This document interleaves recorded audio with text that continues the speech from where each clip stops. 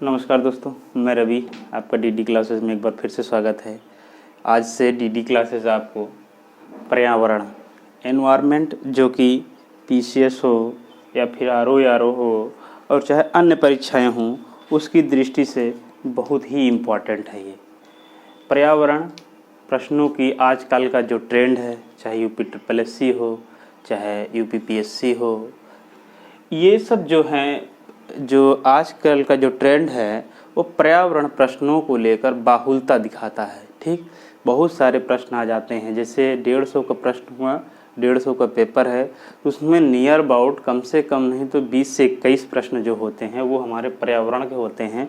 और पर्यावरण के होते हैं और हम कहीं ना कहीं पर्यावरण को निगलेक्ट कर जाते हैं, डिनाई कर जाते हैं और पढ़ते नहीं हैं, जिससे हमारी जो हमारे क्वेश्चन वो जो हैं छूट जाते हैं। तो दोस्तों, इसी के दृष्टिगत डीडी क्लासेस आपको वो क्लासेस प्रोवाइड करा रहा है जिससे कि आपको मतलब जहाँ पे कठिनाई होती है परीक्षाओं में, वही चीज़ डीडी क्लासेस आपको प्रोवाइड करा रहा है, ताकि आपको अच्छे से समझ में आए और मतलब अपनी परीक्षाओं में अच्छे से अच्छे मार्क्स ला सकें, ताकि आप मेरिट इन हो सकें। ठीक, तो आइए दोस्तों शुरू करते हैं।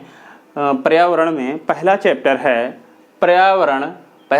पर्यावरण। उसमें है पर्यावरण एवं सतत विकास। पर्यावरण एवं सतत विकास, यानी पर्यावरण एवं सतत विकास की बात आती है। इसका इस चैप्टर का मतलब यही है, पहला है तो पर्यावरण किसे कहते हैं, दूसरा सतत विकास क्या होता है। ठीक, पर्यावरण क्या है और सतत विकास क्या है। पर्यावरण पढ़ने से पहले सबसे पहले हम जानेंगे, देखिए दोस्तों, पर्यावरण संरक्षण अधिनियम 1986 में बना। ठीक, यानी पर्यावरण के मतलब जो हमारी पृथ्वी पे जितने भी जीव जंतु हैं उनके संरक्षण के लिए कानून हमारा कब बना, 1986 में। ठीक, ये अधिनियम एक्ट बन गया के अनुसार पर्यावरण किसी जीव के चारों तरफ घिरे भौतिक एवं जैविक दशाओं एवं उनके साथ अंतःक्रिया को सम्मिलित करता है। यानी कहने का मतलब पर्यावरण वह प्रक्रिया है या वह है जो हमारे जीव जंतु या मतलब हमारे चारों तरफ या वातावरण के चारों तरफ जो भी चीज़ें विद्यमान होती हैं, जीव जंतु, हवा, पेड़ पौधे आदि, ये सब किसकी श्रेणी में आते हैं, पर्यावरण की श्रेणी में आते हैं। ठीक दोस्तों, अब देखिए, ये है हमारा पर्यावरण। बीच में हमने क्या लिखा है, पर्यावरण। क्या लिखा है, ये पर्यावरण। अब पर्यावरण के अंतर्गत क्या क्या होगा, देखिए पर्यावरण के अंतर्गत क्या क्या होगा, जीवमंडल होगा। ठीक, पर्यावरण के अंतर्गत क्या होगा, जीवमंडल होगा, और फिर क्या होगा, जलमंडल होगा, फिर क्या होगा, स्थल मंडल होगा, और फिर क्या होगा, वायुमंडल होगा। ठीक दोस्तों, अब जीवमंडल में भी जीव क्या होंगे, या तो पौधे होंगे या तो जंतु होंगे। ठीक, या पौधे होंगे या जंतु होंगे। और जो है जलमंडल में हमारा क्या है, हिमनद होगा, झील होगी, नदी होगा, सागर होगा। ठीक, क्वेश्चन डायरेक्ट पूछ सकता है कि निम्न में जलमंडल कौन सा है, तो आप क्या देखेंगे, हिमनद होगा, झील होगा, नदी होगा, सागर होगा। ठीक, और कहेगा जीवमंडल के अंतर्गत क्या क्या आते हैं, तो पौधे होंगे, जंतु होंगे। अब जो है वायुमंडल के अंतर्गत आपका क्षोभ मंडल और समताप मंडल मुख्य होते तो 5 हैं, बट आपको इंपॉर्टेंट कौन कौन से हैं, क्षोभ मंडल और क्या है, समताप मंडल। क्या है, समताप मंडल वायुमंडल के अंतर्गत। उसके बाद है स्थल मंडल। स्थल मंडल में दोस्तों क्या आता है, पर्वत है, मैदान है, मरुस्थल। स्थल मतलब यही तो जहाँ धरती, जहाँ पे हम रह रहे हैं, यहाँ पे क्या होगा, पर्वत होगा, मैदान होगा, मरुस्थल होगा। ठीक, स्थल पे। और जल में क्या होगी, हमारा जल में क्या किसी किसी गणना होगी, हिमनद की होगी, झील की होगी, नदी की होगी, सागर की होगी। जलमंडल में जीव में किसकी किसकी बात हो जाएगी, पौधा हो जाएगा, जंतु हो जाएगा। ठीक, तो दोस्तों ये रहा हमारा पर्यावरण संरक्षण अधिनियम 1986 के अंतर्गत क्या क्या आते हैं आपके, यानी वायुमंडल, जलमंडल, स्थल मंडल, जीवमंडल। जीवमंडल में कितने आते हैं, या तो पौधे होंगे या तो जंतु होंगे। जलमंडल में क्या आता है आपका, हिमनद होगा, झील होगा, नदी होगी, सागर होगा। ठीक, ये जलमंडल हो गया। उसके बाद है आपका स्थल मंडल। स्थल मंडल में क्या आएगा, पर्वत होगा, मैदान होगा और मरुस्थल होगा। ठीक, उसके बाद वायुमंडल में क्या हो जाएगा आपका, क्षोभ मंडल हो जाएगा, समताप मंडल हो जाएगा। ठीक दोस्तों, ये तो रहा हमारा पर्यावरण के संबंध में परिचय। ठीक, क्या रहा अब देखते हैं सतत विकास। क्या देखते हैं, सतत विकास। अब देखिए सतत विकास यानी कहीं ना कहीं किसी चीज़ की विकास की बातें कर रहा है। जब सतत विकास की बातें आएंगी, देखिए धारणीय विकास या सतत विकास, धारणीय विकास या सतत विकास दोनों एक ही चीज़ की परिभाषित करते हैं। बट क्या होता है, प्रकृति संसाधनों को ध्यान में रखकर, किसको ध्यान में रख के, प्रकृति, जो प्रकृति संसाधन है हमारे पेड़ पौधे, मतलब नदी झील, ये सब पर्वत मैदान मरुस्थल क्षोभ मंडल वायुमंडल पौधे जंतु, ये हमारे क्या है, प्रकृति संसाधन। विकास की वह अवधारणा जिसके तहत वर्तमान की आवश्यकताओं को ध्यान में रखते हुए कार्य किया जाए सतत विकास कहलाता है या धारणीय विकास कहलाता है। ठीक, मतलब कहने का सतत विकास या धारणीय विकास वह विकास है जिससे हम, जैसे कोई चीज़ हम अगर कमाते भी हैं तो अपने पास पैसा इकट्ठा करके इसलिए रखते हैं क्योंकि भविष्य में हमारे बच्चों की पढ़ाई लिखाई अच्छे से हो सके, हमारा घर अच्छे से चल सके। तो वही चीज़ है कि प्रकृति संसाधनों के बचाव हेतु, प्रकृति संसाधनों के बचाव हेतु मतलब जिसके तहत वर्तमान की आवश्यकताओं, यानी वर्तमान की आवश्यकताओं को भी देखा जाए और आने वाले समय में भी अगर आवश्यकताओं को देखा जाए, उसके तहत जो विकास के कार्यक्रम होते हैं वो क्या होते हैं, यानी धारणीय विकास होते हैं या सतत विकास होते हैं। क्वेश्चन बहुत ही इम्पोर्टेंट अगला है, 1992 में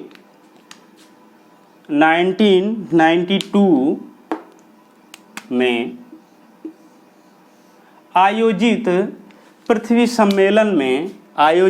सम्मेलन में घोषित एजेंडा 21 रियो में हुआ था। कहाँ, रियो डी जेनेरियो में हुआ था।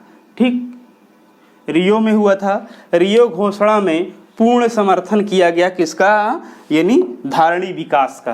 धारणीय विकास का पूर्ण समर्थन कब किया गया, 1992 में। 1992 का जो ये सम्मेलन कहाँ हुआ था, तो रियो डी जेनेरियो में हुआ था। रियो में हुआ था। घोषित एजेंडा का नाम क्या था, 21। इसमें 21 विषय थे और इसमें यही कहा गया है कि जो वर्तमान की आवश्यकताएं हैं हमारे पर्यावरण से लेकर संबंधित, उनके साथ साथ हम जो है भविष्य के बारे में भी सोचेंगे कि हम किस प्रकार डेवलप करें अपने प्रकृति को, कि हमें भविष्य के लिए भी हमें इसी तरह वातावरण मिलता रहे। ठीक, अगला आता है क्वेश्चन दोस्तों वर्ष 2002 में आयोजित सम्मेलन का मुख्य मुद्दा क्या था। तो सबसे पहले क्वेश्चन होगा, वर्ष 2002 में आयोजित जो पृथ्वी सम्मेलन था वो कहाँ हुआ था, जोहान्सबर्ग कहाँ है, आप लोग अच्छे तरीके से जानते हैं, ऑस्ट्रेलिया में है। में आयोजित सम्मेलन का मुख्य मुद्दा क्या था, सतत विकास था।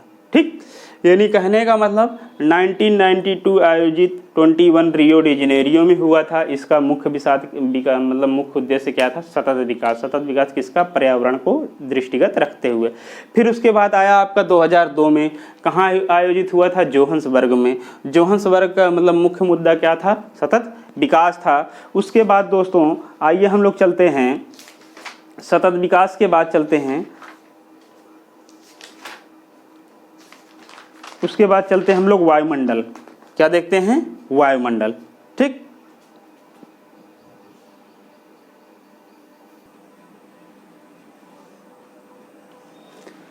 आइए देखते हैं अब वायुमंडल। ठीक, वायुमंडल जैसे दोस्तों हम जानते हैं कि अभी हमने बताया था आपको कि वायुमंडल के अंतर्गत क्या क्या होते हैं, आपके क्षोभ मंडल, समताप मंडल, ये सब हमने बताया था।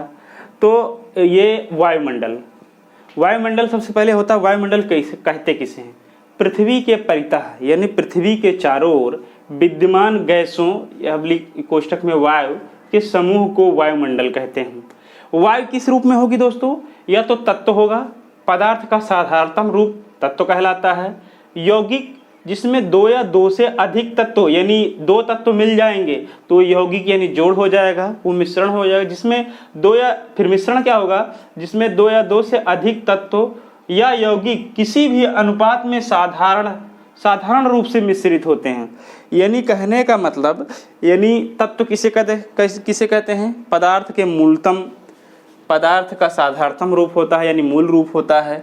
यौगिक कहते हैं दो तत्व जब मिल जाएंगे तो क्या हो जाएगा, यौगिक हो जाएगा।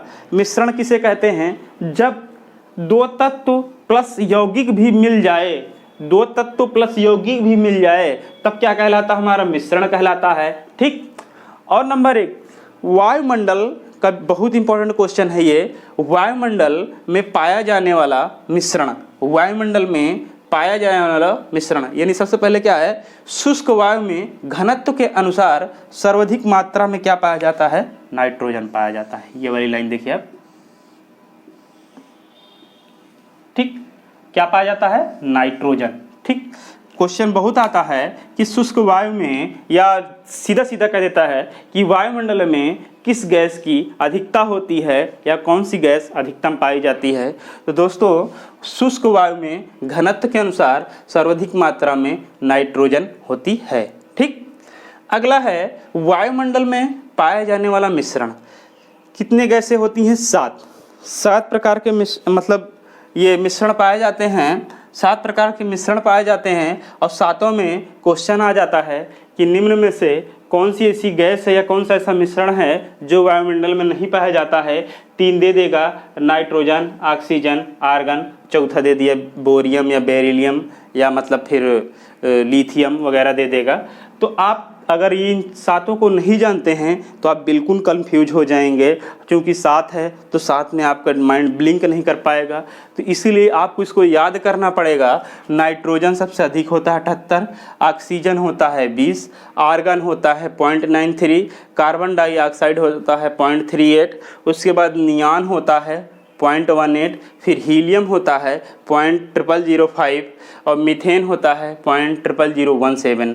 तो यानी इसको याद करने का एक तरीका हमने बनाया है, एक हमने दिया है याद करने का एक तरीका, नाक नहीम मतलब नाइट्रोजन, ऑक्सीजन, इसी में बड़ा का मात्रा हमने इसलिए लगाया है क्योंकि यहाँ आपको 2 बार कहना है आ। नाइट्रोजन, ऑक्सीजन, उसके बाद है आपका कार्बन डाइऑक्साइड, फिर उसके बाद है आपका नियान, फिर है हीलियम, फिर मीथेन, हीलियम, नियान, कार्बन डाइऑक्साइड, उसके बाद आर्गन, ऑक्सीजन और फिर क्या है, नाइट्रोजन। तो इसको आप लिख लीजिए नाक नहीं में। ठीक। तो आप इसको अच्छे तरीके से ये याद हो जाएगा। दूसरा आता है हरे पेड़ यानी पेड़ पौधे प्राणवायु ऑक्सीजन का उत्सर्जन यानी ऑक्सीजन प्रदान करते हैं हमें। वायुमंडल को दूषित करने वाली गैस, देखिए क्या क्या करते हैं ये, इनका जो हरे पेड़ पौधे हैं हमको क्या करते हैं, क्या देते हैं ये पेड़ पौधे प्राणवायु यानी ऑक्सीजन का उत्सर्जन करते हैं, नंबर 1। और वायुमंडल को प्रदूषित करने वाली ग्लोबल वार्मिंग के लिए जिम्मेदार, यानी जो ग्लोबल वार्मिंग के लिए जिम्मेदार गैस CO2 का अवशोषण करते हैं। कौन करते हैं ये, हरे पेड़ पौधे। ठीक। हरे पेड़ पौधे क्या करते हैं, पहली बात तो एक प्राणवायु का काम करते हैं, प्राण ऑक्सीजन हमें प्रदान करते हैं। दूसरी ग्लोबल वार्मिंग के लिए जिम्मेदार CO2 कार्बन डाइऑक्साइड का क्या करते हैं, ये अवशोषण करते हैं। ठीक। दूसरा है उसके बाद पौधे, क्या है, पौधे क्या होगा, पौधे हमारे क्या देंगे, ऑक्सीजन देंगे। और ऑक्सीजन से क्या होगा, जंतु के पास जाएगा या जीव के पास जाएगा। उसके बाद क्या होगा, CO2, जंतु क्या छोड़ेंगे, CO2 छोड़ेंगे और CO2 कहाँ जाएगा, पौधों के पास जाएगा। तो देखिए ये भी एक फिल्टर ही हो रहा है, यानी एक फर्टिलाइजेशन ही हो रहा है। पौधे जो है ऑक्सीजन छोड़ते हैं और फिर जंतु जो है CO2 यानी कार्बन डाइऑक्साइड, और फिर जो है इसको पौधे फिर यहाँ फिल्टर होता है फिर ऑक्सीजन में। वनों को हरे फेफड़े भी कहते हैं, वनों को क्या कहते हैं, हरे फेफड़े भी कहते हैं, वनों को हरे फेफड़े भी कहते हैं। ठीक। देखिए वनों को हरे फेफड़े कहते हैं। नंबर 2 ये होता है, इसके अतिरिक्त विभिन्न क्षेत्रों में सड़कों के किनारे हरे वृक्षों की कतारें खड़ी करके ध्वनि प्रदूषण से भी बचा जा सकता है। देखिए आप आजकल देखे होंगे तमाम रोडें बन रही हैं, हाईवे बन रहे हैं, सड़कें बन रहे हैं, क्या कर दिया जा रहा है, काट दिया जा रहा है पेड़ों को। फिर क्या होता है कि जो सरकार जिम्मेदार होती है या राज्य सरकार या केंद्र सरकार जिम्मेदार होती है कि पौधों को सड़क के किनारे लगाया जाता है, सड़क के किनारे लगाया जाता है ताकि वायु प्रदूषण या ध्वनि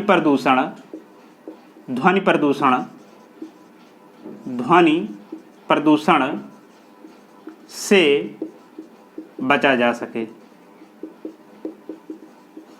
देखिए बहुत रोचक जानकारी है। सड़क के किनारे पौधे क्यों लगते हैं? सड़क के किनारे पौधे क्यों लगते हैं? ताकि वायु प्रदूषण, ध्वनि प्रदूषण से बचा जा सके। तो दोस्तों ये रही हमारी एनवायरनमेंट की क्लास। आशा करता हूँ आपको अच्छा लगा होगा। तो प्लीज़ आप इसको नोट डाउन कर लीजिए और अब हमको इसी के साथ दीजिए इजाज़त। जय हिंद, जय भारत।